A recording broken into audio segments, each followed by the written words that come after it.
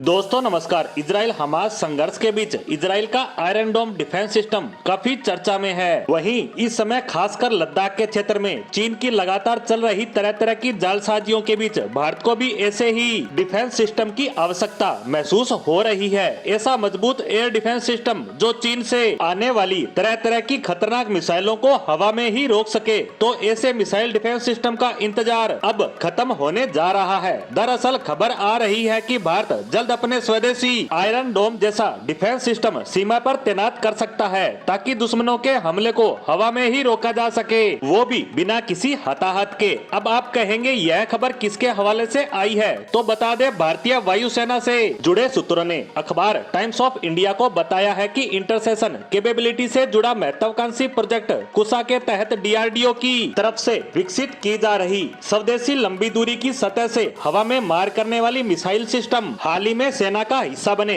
S-400 trade air defence system के जैसा होगा। और सबसे बड़ी बात है कि भारत ने साल 2028-29 तक अपने लंबी दूरी के एयर डिफेंस सिस्टम को सक्रिय रूप से तैनात करने की योजना बना ली है। और यह डिफेंस सिस्टम 350 किलोमीटर की दूरी तक आने वाले स्टेल्थ लड़ाकू विमानों, ड्रोन, क्रूज मिसाइलों और स्टिक निर्देशित हथियारों का पता लगाने में सक्षम होगा और साथ ही उन्हें हवा में ही नष्ट भी कर सकता है। वहीं डीआरडीओ की माने तो न रणनीतिक बल्कि जो क्षेत्र सामरिक रूप से कमजोर है वहां ज्यादा से ज्यादा वायु रक्षा कवर करने के लिए LRSAM कम रडार सेक्शन वाले हाई स्पीड वाले टारगेट के लिए प्रभावी होगा। डीआरडीओ ने आगे ये भी बताया कि इसे 250 किलोमीटर की दूरी तक लड़ाकू साइज के टारगेट को मार गिराने के लिए तैनात किया जाएगा। और तो और इसमें एक AWACS यानी हवाई चेतावनी और नियंत्रण प्रणाली और मध्य हवा में ईंधन भरने वाले बड़े विमानों को 350 किलोमीटर की दूरी पर ही रोक दिया जाएगा। अब आपको यह भी जान लेना चाहिए कि यह कैसे काम करेगा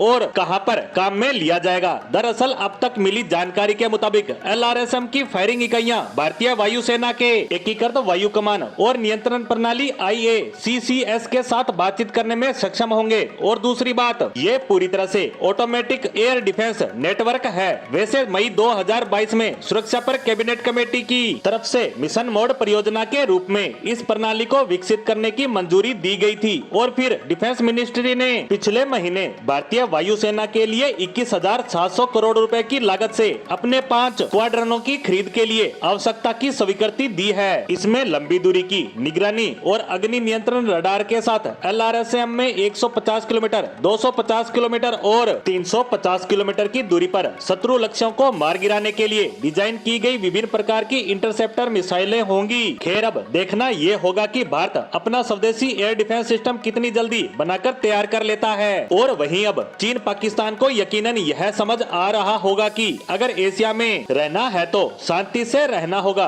खासकर भारत के साथ 3-5 की तो भारत वो हाल करेगा जो उन्होंने सपने में भी नहीं सोचा होगा। वहीं भारत के पास पहले से ही स्वदेशी आकाश और बराक डिफेंस सिस्टम मौजूद है। हालांकि ये कम दूरी तक ही काम करने में सक्षम है, फिर भी इसकी क्षमता को कम करके नहीं आंका जा सकता। वहीं वायुसेना को रूस यूक्रेन युद्ध के कारण देरी के बाद 2018 में किए गए अनुबंध के तहत 3 S-400 डिलीवर हो चुके हैं, जबकि शेष 2 भी जल्द मिलने की संभावना है। इन सब की तैनाती से भारत एक अभेद्य किले के रूप में तब्दील हो जाएगा। इसी उम्मीद और आशा के साथ हमारी आज की पोस्ट को यहीं समाप्त करते हैं। धन्यवाद।